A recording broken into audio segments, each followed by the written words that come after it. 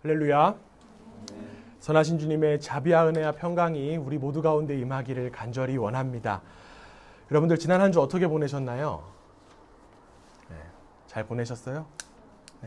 잘 보내신 분도 있으시고 고개를 저으시는 분들도 있으신데 지난 한 주간의 추석이라는 명절이 또 우리 가운데 있었어요. 사실 우리가 타국에 있다 보니까 명절이라는 그런 기분을 느끼지도 못한 채 시간이 지나가기도 했습니다. 그래도 그리운 마음을 달래며 영상으로라도 또한 통화로라도 이야기를 하고 인사를 전할 수 있어서 참 얼마나 감사한지 모르겠어요. 이러한 우리의 아쉬운 상황과 마음을 위로라도 하듯 그날 혹시 밤에 창문을 열고 달 보신 분 계신가요? 달이 어땠죠? 그렇죠. 동그랗게 환하게 떠 있었습니다. 우리 마음도 마찬가지로 우리 마음에도 보름달 하나가 참 동그랗게 떠올랐으면 좋겠어요. 보름달과 같은 그런 희망의 이야기만 나누면 좋겠지만 우리의 현실을 돌아보면 희망과 감사보다는 절망과 불평이 더욱더 가까운 나날일 것 같아요. 자꾸만 늘어나는 확진자 소식에 정말 이제는 남의 이야기가 아니라고 느껴지기도 합니다. 정말 내가 걸려도 내 옆에 있는 이가 걸려도 전혀 이상하지 않은 그런 시기예요. 그래서 더욱더 열심히 마스크를 착용하기도 하고 손을 열심히 씻는 게 우리의 일상입니다.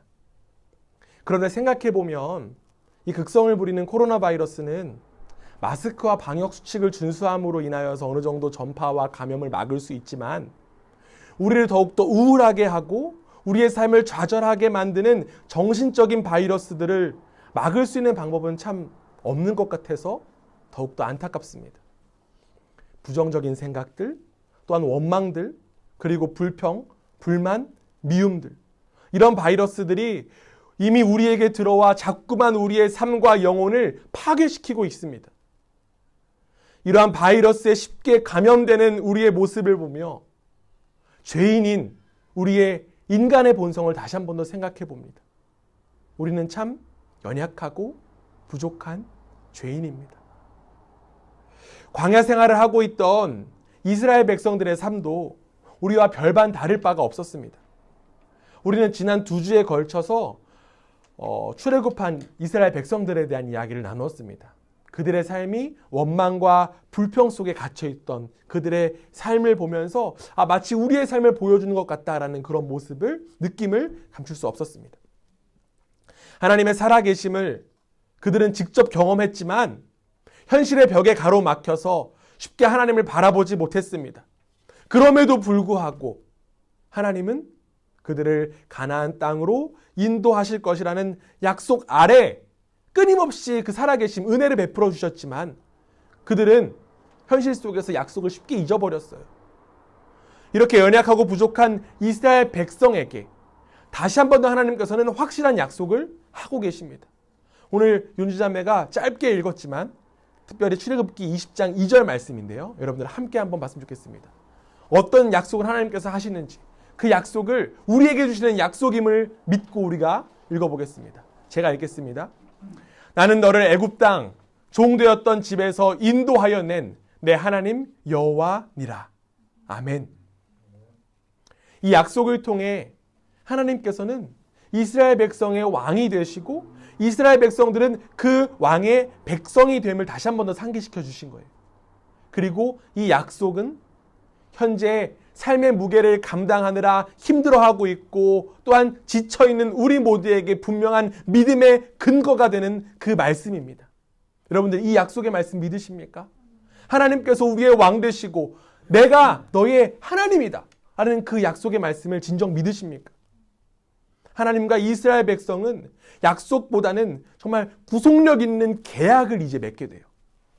여러분들 다 계약해 보셨을 거라고 생각합니다. 다 계약해 보셨죠? 어떤 계약들을 주로 하나요, 여러분들? 맞아요. 집 계약할 때 집 계약을 이제 여기 나오니까 하게 됩니다. 그래서 계약을 하면 뭘 작성하죠? 계약서를 작성합니다. 그래서 계약서가 얼마나 중요한지 여러분들 너무나도 잘 아실 거예요. 계약서가 여러 장들이 있는데 그 계약서들을 잘 꼼꼼히 살펴보지 않으면 손해보는 일들이 발생한다는 것 때문에 여러분들 꼼꼼히 계약서를 살펴보신 그런 경험들이 있을 것입니다. 그리고 계약서에 문제가 없으면 이제 뭘 하게 될까요? 그쵸. 서명을 하게 됩니다. 그런데 그 서명을 몇 개를 하죠? 네. 한 개? 두 개. 왜 두 개를 할까요? 맞아요. 네 거, 내 거. 네. 제 거와 집주인 거 이렇게 두 개를 하잖아요. 그렇죠? 하나는 자신이 가지게 되는 것이고 다른 하나는 계약하는 그 상대방이 가지는 계약서에 서명을 합니다. 이렇게 하나씩 서명을 하게 되면 계약이 이루어지는 거예요. 계약은 쌍방 간에 하는 거죠. 하나님과 이스라엘 백성과의 계약도 마찬가지였어요. 그 계약이라고 하는 건 서로의 동의가 있어야지만 되는 것입니다. 하나님은 이스라엘 백성들의 왕이 되셨고 이스라엘 백성들은 왕이신 하나님을 따른다고 하는 그런 계약이 지금 성립된 거예요. 하나님과 하나님 백성의 언약을 통해서 하나님이 원하시는, 하나님이 뜻하시는 그 공동체가 만들어지게 된 것입니다. 하나님은 이스라엘 백성과의 언약을 맺으면서 그들을 이제는 지키시고 보호하시고 인도하실 것을 분명하게 계약서에 서명하시게 된 거예요. 그렇다면 왜 하필 수많은 민족 중에 이스라엘 백성들을 택하셔서 그들을 하나님의 소유로 삼으셨을까요? 왜 그들을 택하셨을까요? 우리 말씀 한번 보겠습니다. 신명기 7장 6절에서 7절 말씀인데요. 종이 보시면 말씀 나와 있습니다. 너는 여호와 내 하나님의 성민이라. 내 하나님 여호와께서 지상 만민 중에서 너를 자기 기업의 백성으로 택하셨나니 여호와께서 너희를 기뻐하시고 너희를 택하심은 너희가 다른 민족보다 수요가 많기 때문이 아니니라. 너희는 오히려 모든 민족 중에 가장 적으니라. 아멘. 성경에 따르면 하나님께서 이스라엘 백성을 택하신 이유가 뭐라고 나와 있죠? 그들의 민족이 가장 적기 때문에, 수요가 적기 때문에 택하셨다고 합니다. 오히려 그들은요, 아주 작은 민족이었어요. 보잘것없는 민족이었습니다. 이들이 애굽 땅에 있었을 때 이 이집트를 상징하는 상징물이 무엇일까요? 이집트 하면 떠오르는 게 뭐가 있으신가요? 그렇죠. 피라미드. 피라미드의 가장 밑바닥에 있었던 사람들이 바로 이스라엘 백성들이었어요. 가장 밑바닥에 머물면서 억압과 착취를 당하던 사람들이 바로 이들이었습니다. 하나님은 이러한 최하층의 사람들, 이 사람들의 하나님이 친히 되어주신 거예요. 즉 잘난 사람의 하나님이 아니라 천대받고 소외받는 이들의 처지를 헤아리는 하나님이 직접 되어주신 것입니다. 이것이 바로 구원이고 이것이 바로 은혜입니다. 우리 아까 읽었던 말씀 2절 다시 한 번 더 볼게요. 나는 너를 애굽 땅 종 되었던 집에서 인도하여 낸 내 하나님 여호와이니라. 이스라엘 백성들이 지금 어디에 있을까요? 애굽에 있나요? 아니죠. 지금 애굽이 아니라 광야에 있습니다. 이들은 이미 애굽을 나왔고요. 또한 홍해를 건넜습니다. 지금 2절에 보면 인도하여 낼 하나님이 아니라 뭐라고 되어 있죠? 그렇죠. 낸. 인도하여 이미 내신 하나님이라는 거예요. 이미 하나님의 구원의 은혜는 그들 가운데 임했다는 거죠. 그리고 이미 베풀어진 그 구원의 은혜는 누구에게 임했을까요? 우리 가운데도 역시 임했습니다. 하나님께서 이스라엘 백성을 향해 하신 약속이 단순히 이스라엘 백성들만을 위한 약속이 아니라는 것입니다. 예수 그리스도를 주로 고백한 모든 이들에게도 하나님의 약속은 계속되고 있습니다. 즉 성도로 부름받은 우리 모두에게도 이 약속이 동일하게 적용된다라는 거예요. 그러나 안타깝게도 우리는 하나님께서 우리를 하나님의 소유로 불러주신 것을, 그 은혜를 까마득히 잊어버렸어요. 왜냐하면 내 존재가 너무 잘났기 때문에, 내가 이미 너무 많은 것들을 누리고 있기 때문에, 약한 자의 하나님을 경험한 것이 아니라 강한 자의 하나님을 하나님으로 바라보고 믿고 있는 겁니다. 즉 이전에 나의 존재가 어떠한 존재라는 사실을 우리는 까마득히 잊어버렸다는 거예요. 이스라엘 백성들 한번 생각해 보세요. 광야로 나온 이스라엘 백성들의 존재가 원래 어떤 존재였죠? 애굽에서 노예였습니다. 노예였어요. 마찬가지라는 거예요. 이스라엘 백성들처럼 우리도 노예였습니다. 우리는 뭐의 노예였을까요? 우리는 죄의 노예였습니다. 이들은 이스라엘 백성들은 뚜렷하게 보이는 애굽의 노예였지만 우리는 죄의 노예였다는 거예요. 즉 하나님 없이도 행복할 수 있다는 생각에 빠져서 하나님 없이도 살 수 없다는 생각에 빠져서 사망으로 가는 급행 열차를 탄 이들이 바로 우리였다는 것입니다. 내가 지금 탄 열차가 어디로 가는지도 모른 채 허우적대며 사는 이들이 바로 우리였다는 것입니다. 미국의 극작가 리로이 존스는 이런 이야기를 해요. 여러분들에게 나눠드린 종이에 제가 써놨는데 좀 길어요. 네, 민서 형제 한번 읽어주세요. 노예가 노예로서의 삶에 너무 익숙해지면 놀랍게도 자신의 다리에 묶여있는 쇠사슬을 서로 자랑하기 시작한다. 어느 쪽이 쇠사슬이 빛나는가, 더 무거운가. 그리고 쇠사슬에 묶여있지 않은 자유인을 비웃기까지 한다. 무엇보다 놀랍게도 현대의 노예는 스스로가 노예라는 자각이 없다. 뿐만 아니라 그들은 노예인 것을 스스로의 유일한 자랑거리로 삼기까지 한다. 네, 바로 이 모습, 이 죄의 노예인 모습이 우리의 모습이었다라는 거죠. 노예인 것을 자랑으로 여긴다. 그러나 이러한 죄의 노예인 우리를 하나님께서는 사랑해 주시고 불쌍히 여겨 주셔서 독생자 예수 그리스도를 우리 가운데, 이 땅 가운데 보내주셨습니다. 그리고 예수 그리스도는 우리의 모든 죄를 홀로 짊어지시고 대속하여 우리를 죄에서, 우리가 죄의 노예였던 우리를 해방시켜 주셨다는 거예요. 자신이 죄의 노예인지도 모르는 우리를 위해 친히 십자가에서 죽음을 당하신 예수 그리스도로 우리는 생명을 얻게 되었고 이제는 하나님의 자녀가 되고 하나님의 소유가 된 백성이 된 것입니다. 이것이 바로 은혜예요. 이것이 바로 은혜라는 것입니다.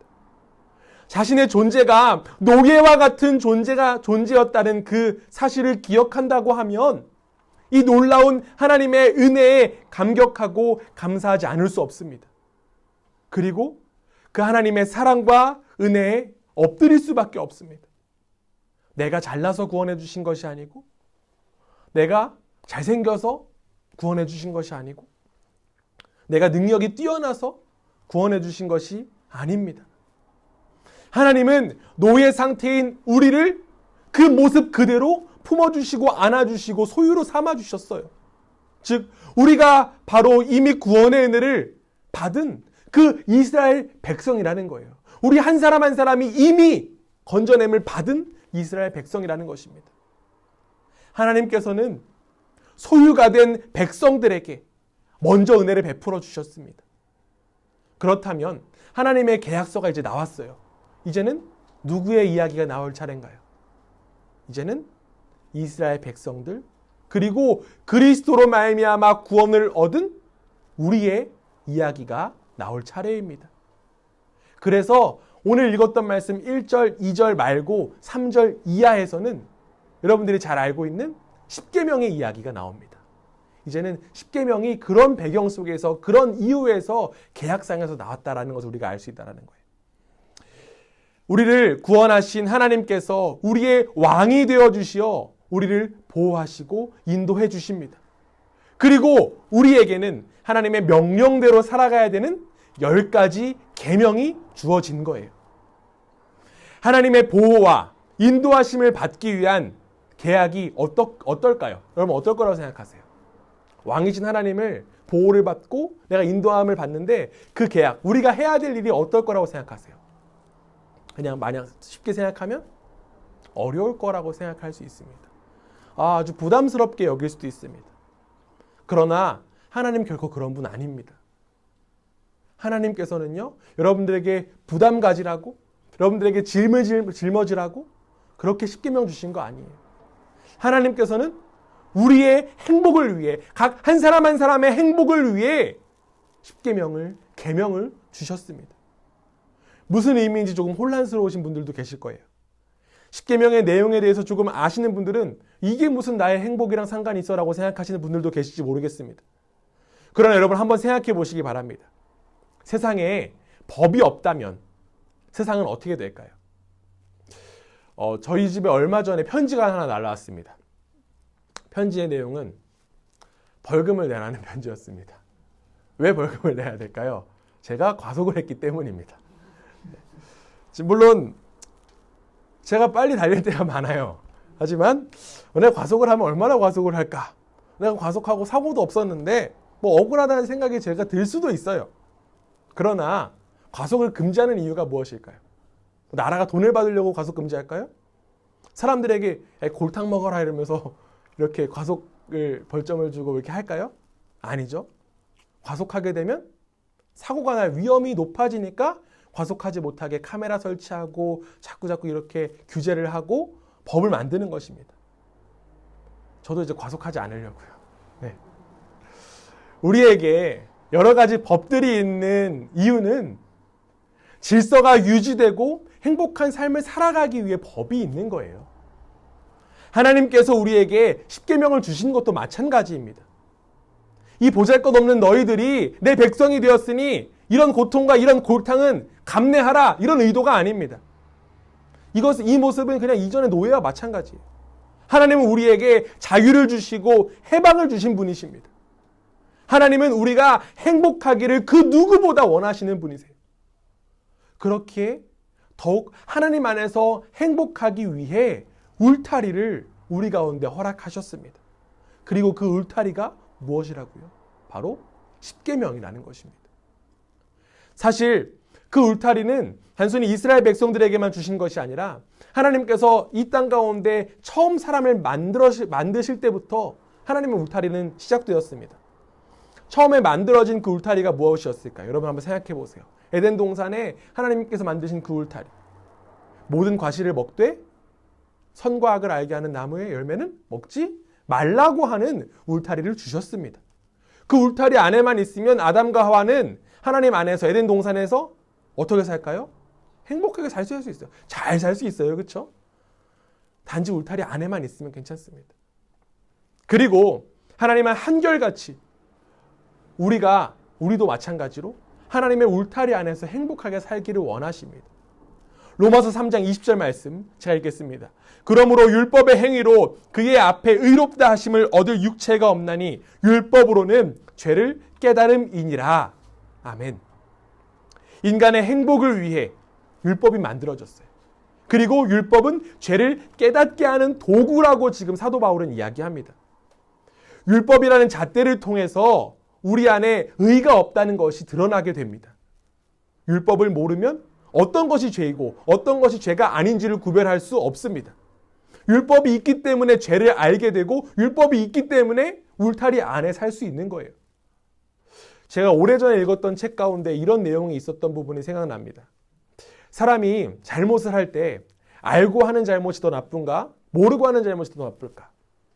여러분 어떻게 생각하세요? 알고 하는 잘못이 더 나쁠까요? 모르고 하는 잘못이 더 나쁠까요? 그 책에서는 여러분의 생각은 뭐 다양할 수 있을 것 같아요. 근데 그 책에서는 그 잘못이 모르고 하는 잘못이 더 나쁘다라고 이야기를 합니다. 왜 그러냐면 계속적으로 그거 잘못을 할 것이기 때문에. 모르는 사람은 계속 몰라요. 하나님을 반역하는 죄도 이와 비슷합니다. 하나님 앞에서는 죄가 죄인지를 모르는 것이 가장 큰 죄예요. 이것이 죄인지 모르는 게 가장 큰 죄라는 거예요. 율법이 없으니까 자신이 죄 덩어리인지도 모르고 자신이 울타리 밖에 나가는지도 모릅니다. 그리고 그 밖이 사망의 길이라는 것도 모릅니다. 율법이 있기 때문에 우리는 죄를 깨닫고 율법으로 말미암아 우리는 행복한 삶을 살아갈 수 있는 거예요. 그래서 십계명은 하나님께서 하나님의 백성들에게 주신 행복의 장치가 되는 것입니다. 여러분, 우리는 하나님 안에서만 행복할 수 있습니다. 맞습니까? 우리는 하나님 안에서 만족할 수 있습니다. 맞습니까? 하나님과 언약 안에서 행복을 누리는 우리 모두가 되기를 주님의 이름으로 부탁드립니다. 하나님과 이스라엘 백성들과의 그 언약은 어찌 보면 불공평한 계약이었어요. 하나님의 소유가 된 백성이 하나님을 위해서 뭔가 일을 하고 부역을 하는 것이 아니라 하나님 안에서 행복을 누리기만 하면 되는 것이기 때문에 어찌 보면 공평한 계약이 아닙니다. 불공평한 계약이에요. 하나님께서는 왜 이렇게 불공평한 계약을 우리와 이스라엘 백성들과 하나님의 자녀들과 맺으셨을까요?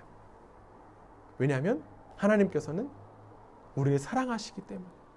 하나님께서는 이스라엘 백성들을 사랑하셨고 지금도 여전히 우리 한 사람 한 사람을 사랑하시기 때문에 그 불공평한 계약을 맺으십니다.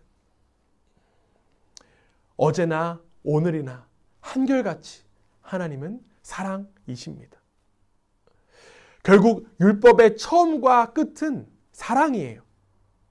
그래서 이 땅 가운데 오신 예수님 이렇게 말씀하셨습니다. 마태복음 5장 17절에 보면요. 내가 율법이나 선지자를 폐하러 온 줄로 생각하지 말라. 폐하러 온 것이 아니요 완전하게 하려 함이라. 아멘.